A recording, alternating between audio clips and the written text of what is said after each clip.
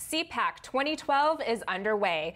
The three-day event begins today in Washington, and while the race for the Republican nomination may be muddled, conservative activists coming into the nation's capital have a clear mission: to defeat Barack Obama. Joining me now from Washington, D.C. with an update is our very own Stephen Kruiser, host of Kruiser Control here on PJTV. Stephen, it's good to see you. And, you know, coming into this, the big spotlight is on Mitt Romney, who's set to address the crowd tomorrow. What are conservatives there hoping to hear from him?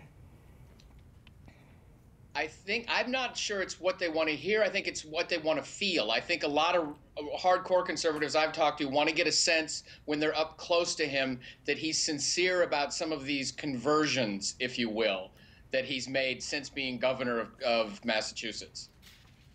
No, it's interesting because 4 years ago, he dropped out of the race there at CPAC. And like you said, you know, we've been hearing this, these murmurs amongst the conservative grassroots that he just isn't conservative by instinct. Well, I've been hanging out with the bloggers a lot here, as you know, and the bloggers in America were mostly hardcore Rick Perry people. And Governor Perry gave an electrifying speech today. It was another one of those things, you know, like Fred Thompson used to do after he dropped out of the race. You'd hear him give a speech and you go, okay, where was that during the campaign? And it was a fantastic speech, and and Governor Perry came up, talked to the bloggers. It was a great time, and most of the Perry people who are hardcore are now hardcore Santorum people that I've talked to today. A couple people made some endorsements on their blogs today. Almost everyone I talked to in the blog lounge is now a Santorum person. Yeah, Perry had that great quip about being halftime in America and Obama should not be starting the second quarter. But talk to me a little bit about the mood there, because one of the great kind of ironies, I feel like, you know, is that the grassroots and the Tea Party and conservative activists have been working so hard for the past few years, only to maybe end up with a Mitt Romney as their candidate. I mean, what is the mood like there on the ground?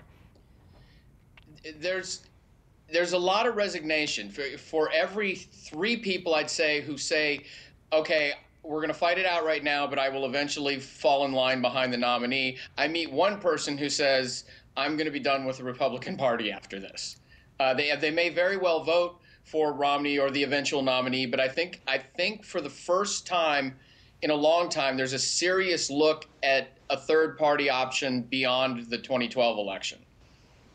Well, that's really interesting because looking kind of at the future, Marco Rubio today gave a great speech, I thought. How was he received? And I mean, are people getting the Rubio 2016 bumper stickers ginned up?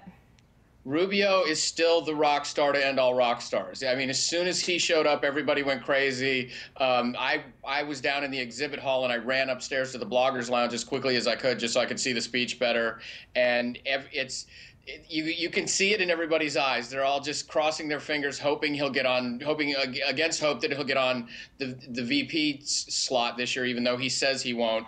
And everybody else just sort of just wishing that it were 2016 already.